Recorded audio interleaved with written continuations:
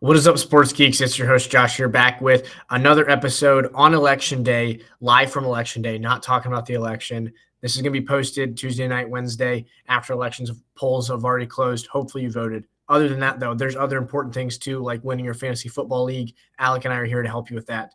Alec, we are on a heater right now. We are 4 straight weeks of outperforming our projections. If you were to put all typically 6 of our players in and accumulate all of their projections and take that in comparison to their actual performances. We're on a heater. 4 straight weeks of outperforming projections. 5 of the last 6 we have. Last week was a great week, right? Last week we have Devontae Smith, Tony Pollard, Kareem Hunt, Cade Otton, all of them respectfully. I mean, projected 15, 14, 11, 11, and they put up 20, 18, 18, 21. Great weeks. We did have Nick Chubb in there who was the mistake of them, but still, calling it a mistake is weird. 16 touches against a not so great Chargers defense, and he only puts up 4 points. That's confusing to me.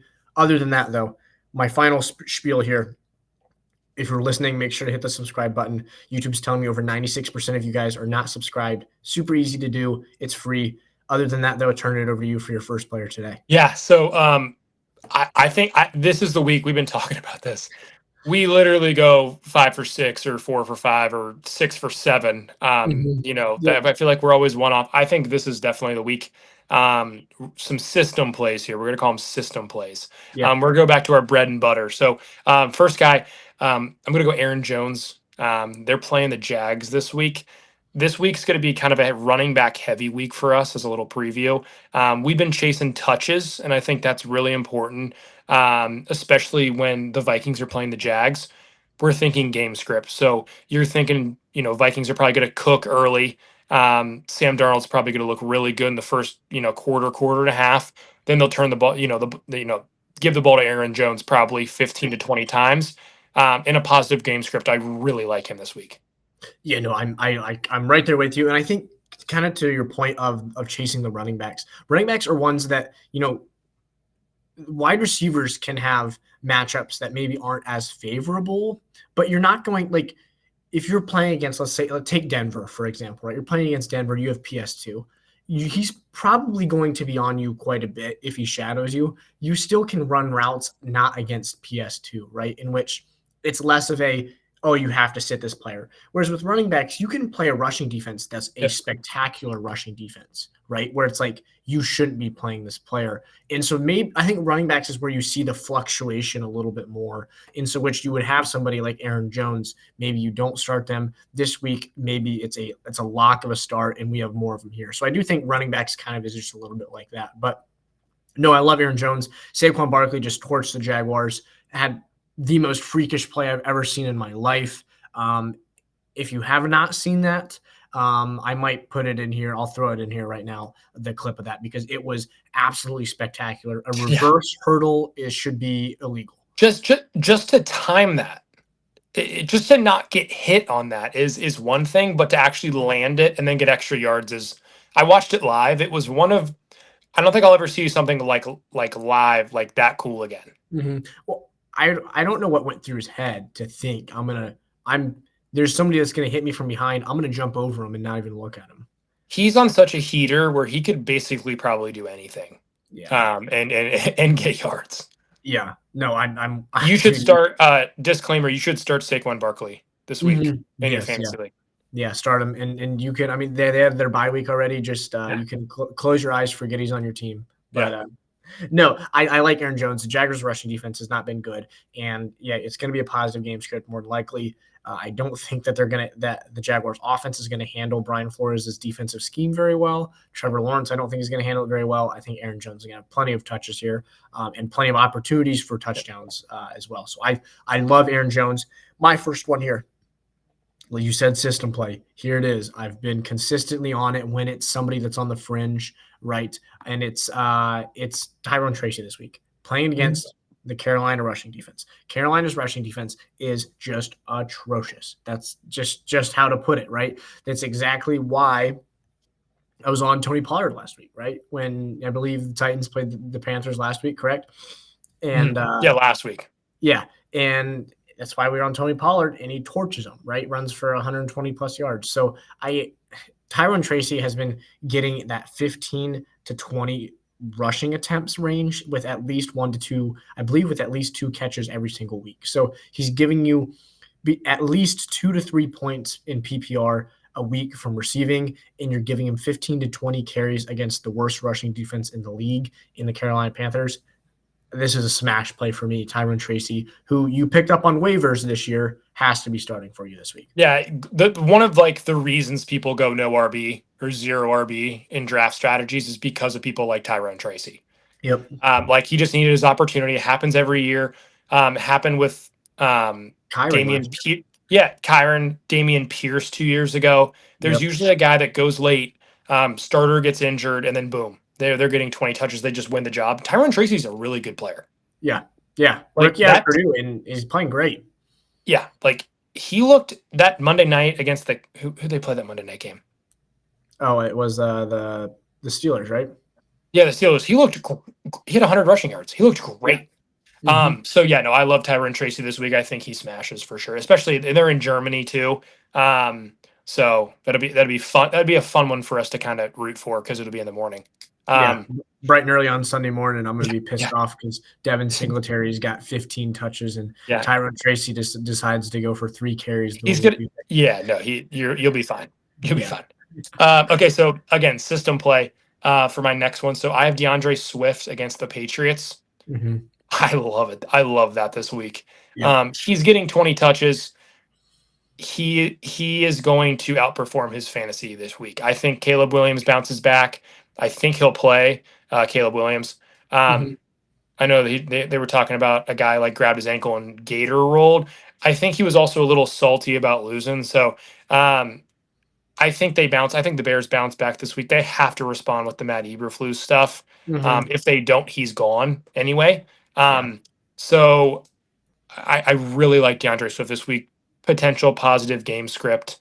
I just like him this week. It's just, one of those plays where we've done the last couple of weeks. He's going to get 20 touches. I'm starting him. Yes. Well, and another thing to look at too, last week is 6 catches. Like in a PPR league, he's getting quite a few dump offs a week. You look at like his receptions kind of history, against Washington didn't have any. Then he had 4, 2, 7, 2, 4. So, I mean, if you take last week aside or 2 weeks ago aside where he didn't have anything against Washington, he's had at least 2 catches in every week with the upside of 6 or 7 catches. In PPR, that's unreal upside.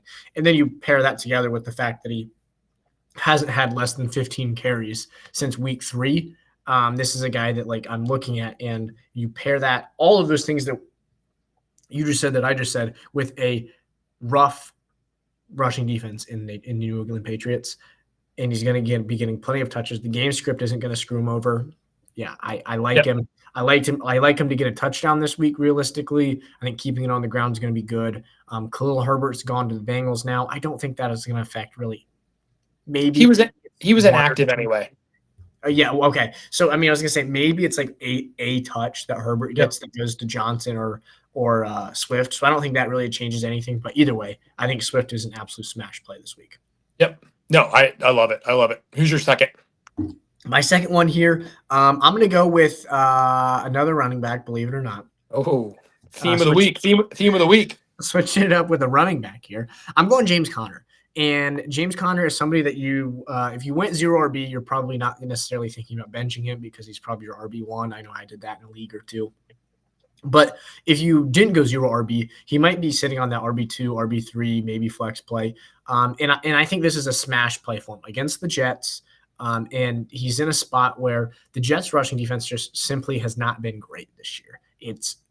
I don't know. There's no rhyme or reason why. On paper, they should have a great defense. They shouldn't, but on paper, they also should be like maybe winning the division. The Bills should not be better than them on paper, but they are, and the Jets are just struggling big time right now. I think the Jets, they can't stop the run, and when you pair that together with Kyler Murray in there stepping in, a little bit more pressure on your edge rushers, on your linebackers to be a little bit more attentive to Kyler Murray. I think that opens it up for James Conner. It's exactly what we've seen, why he's been able to be successful, and he's also just getting a ton of touches. The last 3 weeks, he's gone 20 plus touches every single time and 18 plus carries. He's had 100 plus yards 2 of the last 3 weeks. And my thing about this too is that, I mean, I'm doing some quick math here. That's 45 plus 38. He's at 83 touches, 83 carries with 1 touchdown in the last 5 games here, I think. So 83 carries and 1 touchdown is not – he's going to regret a positive regression here. Yeah. Oh, yeah. And I think that this is kind of where we maybe started to see that against the Jets. Rushing defense, that's not great. I think that this is where we maybe see some positive touchdown regression, getting a touchdown, maybe even 2, and wouldn't be surprised if he clips 100 yards for the third time in 4 games. Yeah, and Trey Benson got like a 2-yard or 1-yard touchdown last week on the goal line. And then DeMercado had like a 50-yard running touchdown with like 4 seconds left in the half. Yeah. There's not going to be a lot of games where they have 2 rushing touchdowns and James Conner is not getting any. Yeah, so you're right. Positive game script, especially a positive game script this week potentially as well. Yeah. He's a great candidate for an anytime touchdown as well. Yes. That's 6 points right there, not including the PPR points. So no, I love James Conner this week. Yeah, and last point to your point about the PPR points, he has not had a game this year in which he didn't catch a pass. So Trey Benson, you can say you're going to use your younger. Maybe I think they're very similar styles, but you can say you're going to use your younger back in your pass catching downs, your third down back. James Conner's still getting plenty of volume through the air. And so it's not something that's like, oh, he has to hit a touchdown to be relevant. He is relevant without touchdowns. You look at some of these weeks. I mean, he put up 17 points 3 weeks ago against the Chargers, which is funny because we were just talking about the Chargers rushing defense against Nick Chubb. He's put up 17 points against the Chargers with no touchdown. So he has standalone value with saying he's not going to get a touchdown against the Jets this week, like you were saying. They're not going to have too many games with 2 rushing touchdowns. He doesn't have any. I think he gets 1, if not 2, this week. Yeah, you're also looking at a Jets team that just gave up 80 rushing yards in the first half. Their last time out to Joe Mixon. Yes. Yeah. So, gave up that and got ran all over by Najee Harris. Yeah, and you're also talking about a Texans team that was 11 for 30. It wasn't like they were passing the ball really well either. So yes, it's for sure a problem. Yes, absolutely. But that's my second. Over to you for your our 5th player of the day and your 3rd and final. Yeah, so I'm going away from running back, breaking the trend. Yeah, I'm going to go Darnell Mooney here. So Falcons are playing the Saints. Kirk Cousins is on a heater right now. Yeah. It's kind of like he's just rising the tide for everyone in this offense. Dude, he Kirk Felligans, he looks really good. He's back. That first week, he didn't look too good off the Achilles. Yeah. He looks really good now. Drake London might not play. He has a hip pointer. Didn't really know what a hip pointer was. I saw on Twitter like pictures of an example of a hip pointer. Like dude's hip is like all the way bruised. So I don't know if he's going to play. They said he's day to day. So Darnell Mooney's probably going to get 9 to 10 targets this week. Saints just traded away Marshawn Lattimore. Actually got a pretty good haul for him on a side note. Agree. Good trade for the Saints. Yeah. But I really, really like Darnell Mooney here. He's becoming a really big part of this offense. I thought he was going to before the year, but he's PPR receiver 12. Like that's pretty decent for a guy you drafted in the 12th, 13th round. Mm-hmm. So I really like Darnell Mooney in this spot. I think they could pass for a lot of yards this week. Yeah, no, I love that, and I'm actually like actively pulling it up here of week 2 to now what he is, because if you would take away week 1, where he had a terrible. Okay, so he still stays at 12. Or no, this is week 1. If you take away week 1, he is wide receiver 8. Yeah. So because like you said, week 1, Kirk was rough, but since then Darnell Mooney, not only has he been good, right? He's had I think 5 touchdowns on the season.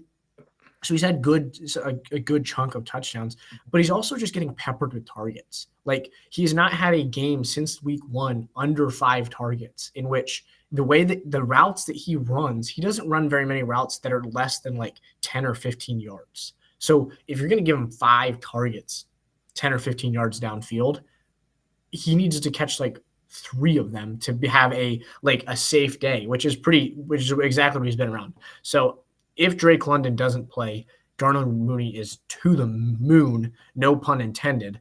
And then if Drake London plays, I'm with you. I think standalone value is still there, though. Yeah, I mean, even if Drake London doesn't play, Drake London has played, and he's still PPR receiver 12. Mm-hmm. Yeah. So he's definitely startable.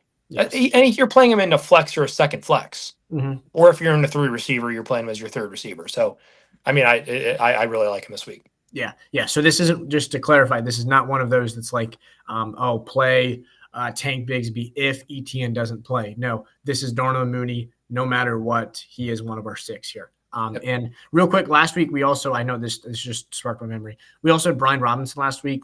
I hope nobody started him because he did get ruled out about an hour and a half before the game. So hopefully you guys checked him and didn't start him. I'm not going to take the blame for that one there. It was before the 1 p.m. games. We recorded it on Tuesday, so we wouldn't have known that he was out 90 minutes before the game on Sunday. Correct. Absolutely correct. That was our fault. We should have known. Yeah. That one's on me. He was limited in practice too, so that was. Well, limited in practice on like a Monday, Tuesday after a game is like, okay, whatever, right? Like, okay, you took a couple of hard hits, whatever. Your hamstring's kind of sore. Like, really, that's not something that's gonna raise a flag on our end. So, but yeah, 6th and final player of the day here, J.K. Dobbins. I went all 3 running backs. You at least threw a receiver in there, so thank you for that. J.K. Dobbins, this rushing attack for the Chargers has been great. And I think that Dobbins has a good matchup here up against Tennessee, who got ran all over by Detroit. And I know it's Detroit. They pretty much run all over everybody. But this Chargers rushing attack has been very good. They have a great pairing of tackles in Rashawn Slater and Joe Alt, who, by the way, if he's not this year, he's going to be next year an all-pro guy. Joe Alt is everything that we talked about him as, like, in mock draft prep, he is. Did you see Myles Garrett in the first half this past week in this Chargers-Browns game? No, I didn't get to see it. Okay. Myles Garrett had 3 sacks in the first half.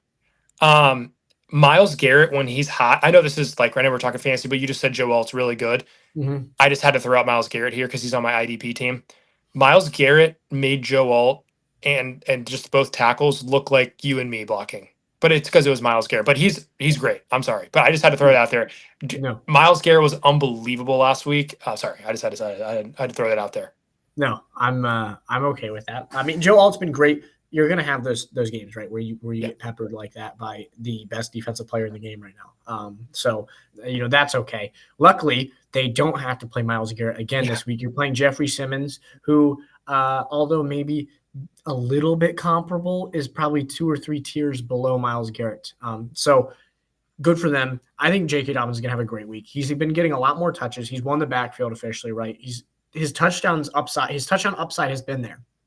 And that's something that I like. I also really like the targets that he's getting, the catches that he's getting. He's really involved in the passing game, 2+ catches in every single game this year, other than week 2 against Carolina, which, by the way, we were on him then, and he ran for 130 and a touchdown there. So I think that there's a ton of upside here with J.K. Dobbins. You're putting him into a game here against Tennessee. You're probably going to be in a positive game script, and you don't have you're not playing against a very good rushing defense. I absolutely love there. I think there's some absurd touchdown upside. There's always the receiving upside with Dobbins, but I just like the way that they're using him right now, and I love the way that this Chargers offense is playing in general. Yep. I mean, the emergence of Ladd McConkey, Quentin Johnston, like, he's not like top 10 pick good, but he's still been pretty efficient when he's played. And they got Josh Palmer back. It just opens up things for J.K. Dobbins. I love J.K. Dobbins because nobody else is really getting carries. Like, Vidal's not really. Gus Edwards isn't even back yet. So it's J.K. Dobbins or bust. So I love him this week. He's going to get 20+ carries, you'd think. Yeah, I mean, they haven't really been peppering him 20+ recently. Yeah. He did. That's true. They might get against Denver. But the thing is his snap share is high, right? I mean, it's like 75% plus snap share, which for a running back is very high. Yeah. So, like, I'm not worried at all about, like, if you're down at the 3 or 4 yard line, unless it was J.K. Dobbins running about 80 yards to the 3 yard line and he's gassed, he's going to be in the game. That's something that I'm not concerned about, right? Whereas, like, maybe you can have some other situations that they're not in the game, right, where you can get screwed over. Like the Lions, just for an example, maybe it's like, this is Gibbs' drive, he's going to stay in. You're going to get screwed over for your DMOT fantasy owner, right? Is that how they do that? Yeah, so the first drive is always Demont's drive. Yep. Second drive is always Gibbs's drive, and then it kind of fluctuates. But for the most part, they unless it's like a 3rd and 15 or something, and it's Demont's drive in the middle of the game. For the most part, it's like, this is your drive. You're like, Yeah, because I was wondering that because I have Demont, and I was like, Gibbs didn't get a touch until he had one touch in the first quarter, and then the whole second quarter he was in, and then Demont's the closer. I was just wondering. I didn't know how that worked.